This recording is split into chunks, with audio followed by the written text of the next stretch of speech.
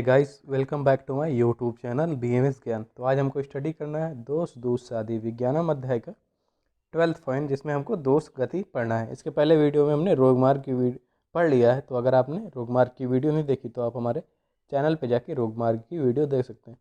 ठीक है, तो 1 से 11 पॉइंट तक हमने इन सारे टॉपिक्स की वीडियो बना दी है। तो अगर आपने नहीं देखी तो चैनल पर जाके दोष दूस आदि विज्ञानम अध्याय की प्लेलिस्ट ओपन करके इन 10 टॉपिक्स 11 टॉपिक्स की वीडियो देख सकते हैं। तो चलिए शुरू करते हैं आज का टॉपिक दोष गति। तो चलिए स्टार्ट करते हैं दोष गति। जैसा कि हम जानते हैं कि दोष जो मतलब वात पित्त कफ, ये 3 दोष होते हैं। तो वात पित्त कफ ये 3 दोषों का कोष्ठ में एक विशेष स्थान होता है, मतलब एक स्पेसिफिक स्पेस होती है। ठीक है, जहाँ पे वो रहकर अपना कार्य करते हैं। जैसे वात का स्थान पक्वाशय व गुद, ठीक है, पित्त का स्थान आमाशय और कफ का स्थान जो होता है वो उरा प्रदेश होता है। तो ये सारे पक्वाशय, आमाशय और उरा प्रदेश में ये तीनों दोष रह के अपने अपने स्व कार्यों को, मतलब अपने अपने जो सम्यक कार्यों को करते हैं और वहीं से सारा नियंत्रण करते हैं। ठीक है, अगर ये मतलब यहीं से अगर इनकी वृद्धि हो सकती है, क्षय हो सकती है, तो ये रोग को उत्पन्न करते हैं। और तो जब इनकी वृद्धि होती है तो ये स्वस्थान मतलब अपने खुद के स्थान से निकलकर किसी अन्य दोष के मूल स्थान में जाकर उस स्थान पर स्थित दोष के कर्म में क्षय करता है और स्वकर्म में वृद्धि करता है। ठीक है, तो ये हो गया दोष गति। अब हम लिखते हैं दोष की जो गति होती है वो दो अर्थ से लिए जाते हैं। पहला है गमनम गति, दूसरा है गमनम अवस्था प्राप्तिश्च। ठीक है, तो गमनम गति का अर्थ होता है कि मतलब दोष जो होते हैं, वात पित्त कफ दोष जो होते हैं, वो अपने स्थान से हटकर स्थानांतरित होना, मतलब अपने स्थान से हटकर दूसरे दोष के मूल स्थान पर जाके वहाँ पे स्थित होना या स्थानांतरित होना। सेकंड बताया गया कि गमनम अवस्था प्राप्तिश्चम, इसका अर्थ होता है कि दोष जो होते हैं वो अपनी सामान्य अवस्था से अधिक अथवा कम होना, मतलब उनकी सामान्य अवस्था मतलब अपने स्वस्थान पर रहकर उनकी क्षय या वृद्धि को प्राप्त करते हैं। ठीक है, और हमें चाहिए, मतलब चिकित्सक को चाहिए कि चिकित्सा द्वारा दोषों को अपने स्थान पर लाने का प्रयास करें। ठीक है, ताकि जो रोग उत्पन्न हो रहा है वो रोग में क्षय हो जाए और रोग का शमन हो जाए। ठीक है, तो आप देखते हैं दोषों की त्रिविध गति। दोषों की त्रिविध गति, तो आचार्य चरक ने सूत स्थान के 11वें अध्याय 33री अध्याय में तथा 17वें अध्याय की अंत शीर्षी अध्याय में दोषों की गतियों का वर्णन किया है। ठीक है, तो सबसे पहले देखते हैं दोष की त्रिविध गति। उसमें आचार्य चरक के अनुसार सूत स्थान अध्याय 17 में वर्णन है कि क्षया स्थानम च वृद्धिश्च दोषाणाम त्रिविधा गति। क्षया स्थानम च वृद्धिश्च दोषाणाम त्रिविधा गति। ठीक है, तो अवस्था के अनुसार या अवस्था के आधार पर दोष के 3 भेद बताए गए हैं या 3 गतियां बताई गई हैं, जिसमें क्षय गति है, वृद्धि गति है और सम अवस्था है। ठीक है, क्षय गति सबसे पहले देखते हैं, क्षय गति। ठीक है, क्षय गति में तो क्षय गति में क्या होता है कि जैसे जानते हैं कि जो भी प्रत्येक दोष रहते हैं, मतलब वात पित्त कफ दोष जो रहते हैं, ये तीनों दोष अपने अपने स्वाभाविक स्थान पे सम प्रमाण में रहते हुए कार्य करते हैं। ठीक है, अपना कर्म करते हैं। यदि इन्हीं दोषों में, मतलब वात पित्त आदि दोषों में या वात आदि दोषों के गुण धर्म के हम विपरीत आहार विहार का सेवन करते हैं, तो वो वात पित्त वात आदि दोष जो होते हैं वो अपने स्थान पर प्रमाण से कम हो जाते हैं, मतलब उनमें क्षय आ जाता है। परिणाम स्वरूप जो होता है कि संबंधित अंग विशेष में दोष जहाँ पे वो रह रहे हैं, जिस अंग में या जिस स्थान पे, उस अंग विशेष में दोष आदि कार्यों का ह्रास हो जाता है। ठीक है, तो उनके कार्यों का या कर्मों का ह्रास हो जाता है, मतलब उसमें कमी आ जाती है। यही उस दोष की क्षय गति कहलाती है। ठीक है, फॉर एग्जाम्पल उदाहरण के तौर पर देखते हैं कि हम जैसे ज्वर रोग में मिथ्या आहार विहार सेवन करने से पाचक पित्त जो होता है, ज्वर रोग में मिथ्या आहार विहार के सेवन करने से जो पाचक पित्त होता है वो अपने स्वस्थान से आमाशय से बाहर चला जाता है। स्वस्थान आमाशय से बाहर चला, मतलब आमाशय पाचक पित्त का जो स्थान है वो आमाशय है।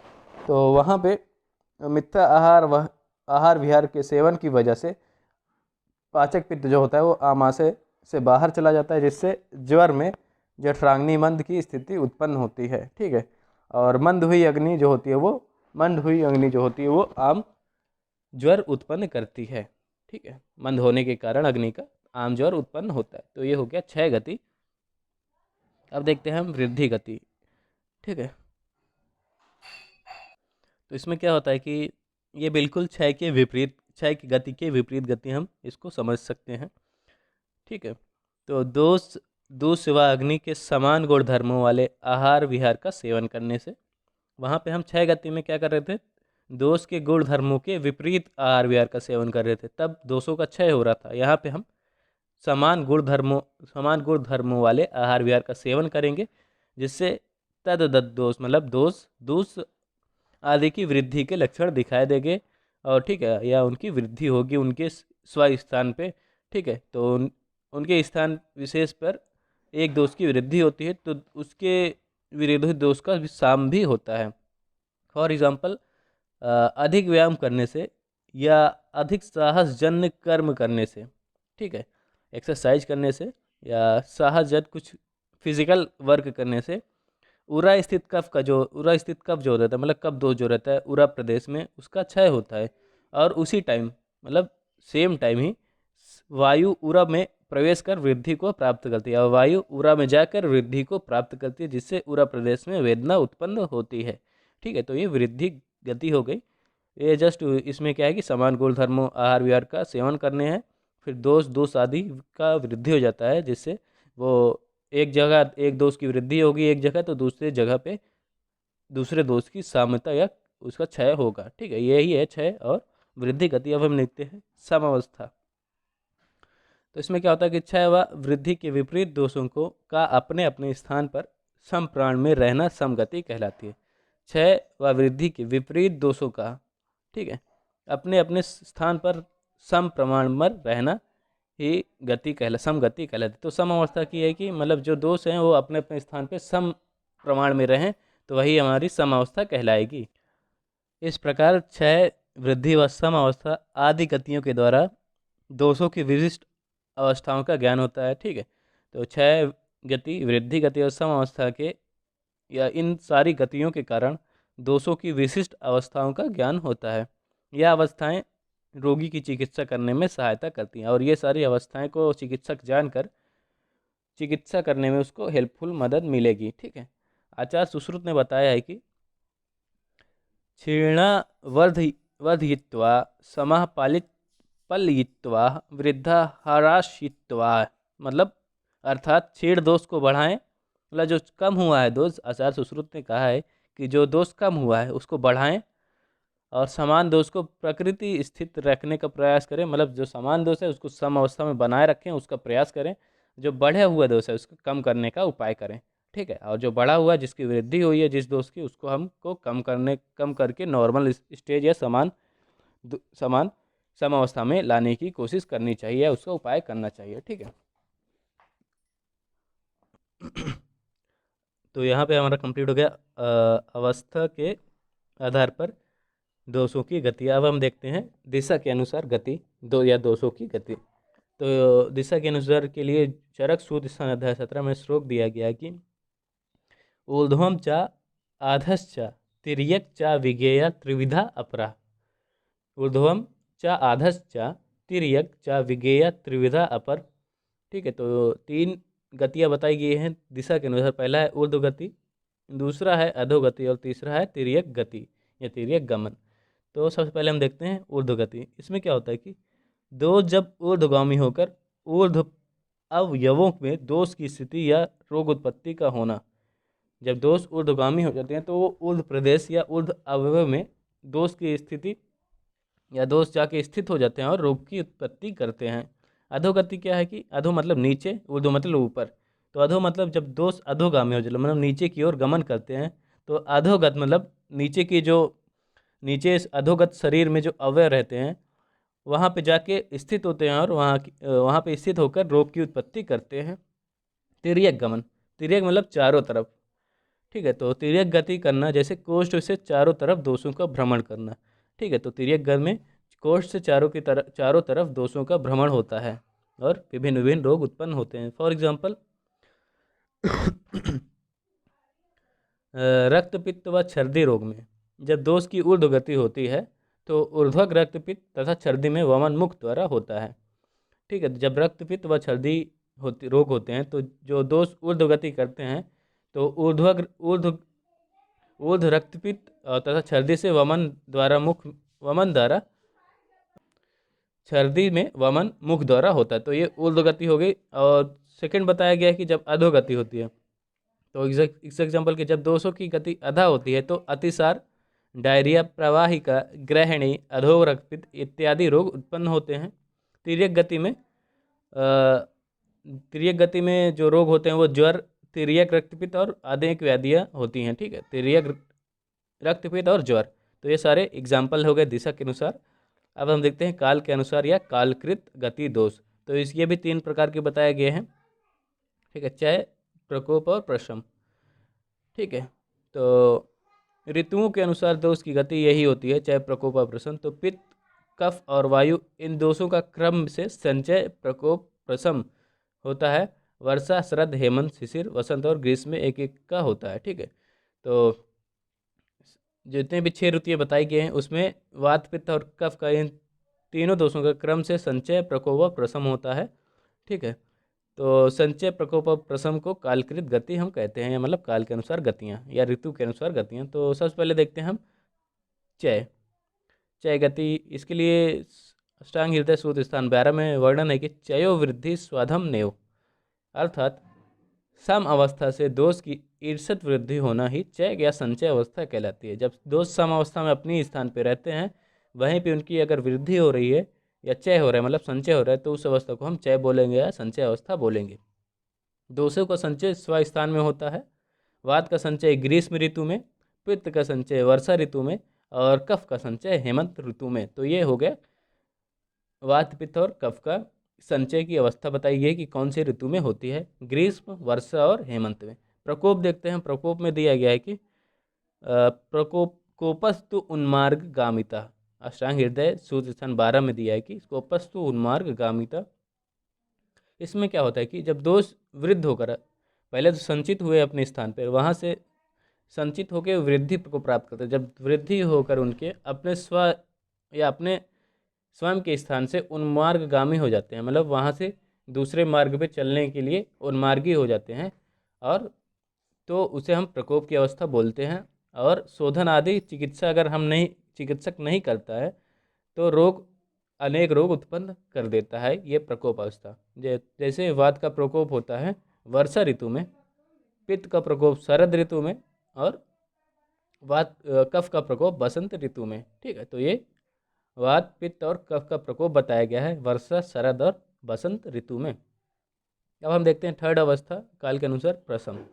इसमें क्या होता है, जब प्रकोपित दोष का काल प्रभाव, जब प्रकोपित दोषों का काल प्रभाव से शांत हो जाना प्रशम या प्रशमन कहा जाता है।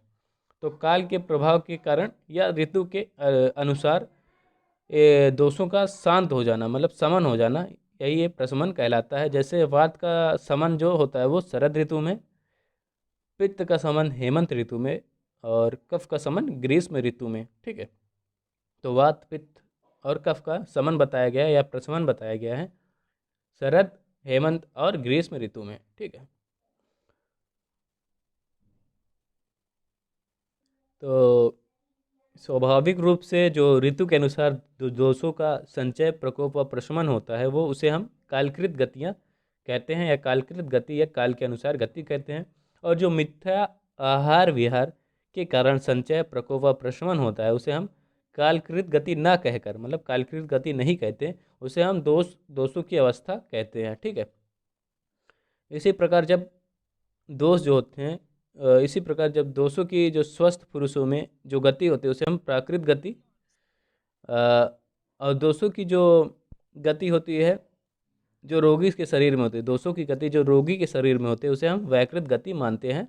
इसी के आधार पर दोषों की द्विविध गतियाँ बताई गई हैं।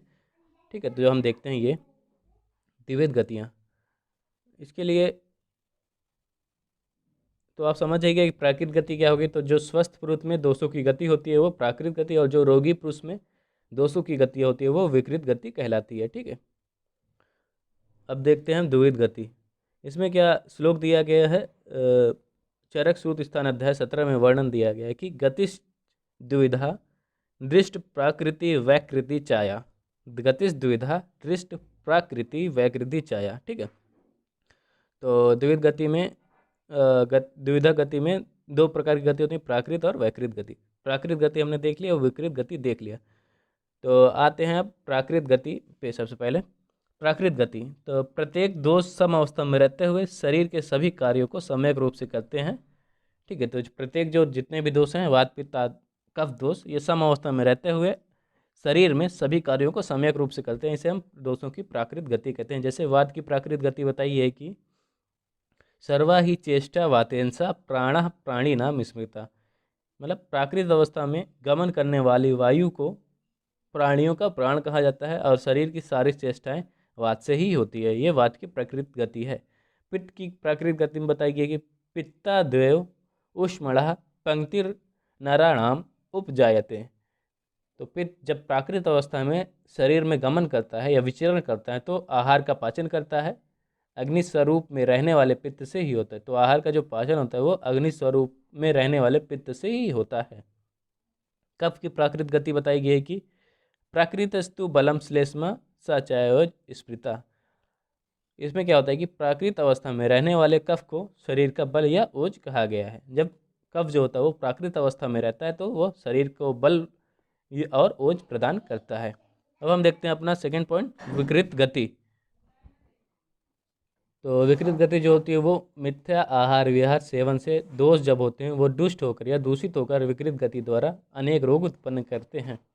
तो मिथ्या आहार के सेवन से दोष दूषित होकर अनेक रोग उत्पन्न करते हैं, इसे हम दोषों की विकृत गति कहते हैं। जैसे वात की विकृत गति में है कि वात की विकृत गति देखते हैं हम, तेन एवं रोगा जायन्ते तेन चैव ओपरुध्यते। इसमें क्या होता है कि वात दोष जब विकृत अवस्था में शरीर में गमन करता है या विचरण करता है तो उस वायु से रोग होते हैं और उसी से रोगी की मृत्यु भी होती है। ये हो गया वात की विकृत गति। पित्त की विकृत गति बताई गई है कि तच्च पित्तम प्रकुपितम विकारान कुरुते बहुन। ठीक है, तो पित्त दोष वैकृति गति के द्वारा अनेक पित्तजन रोग उत्पन्न करता है। ठीक है, फिर उसके बाद है कफ की विकृत गति। इसमें दिया गया कि विकृतो मल उच्यते साचा पाप उपदिश्यते। ठीक है, तो इसमें जो कफ की विकृत गति बताई गई है, विकृत जो कफ होता है वो मल और पापमा कहा जाता है। ठीक है, तो ये सारे हमारे कंप्लीट हो गए। दोष की गति हमने देखा कि अवस्था के अनुसार पर दोषों की गति है, जिसमें छः वृद्धि और सम अवस्था देखी हमने।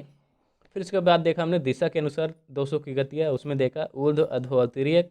फिर देखा काल के अनुसार या ऋतु के अनुसार चय प्रकोप और प्रशमन। द्विविध गतियों में प्राकृत गति और विकृत गति।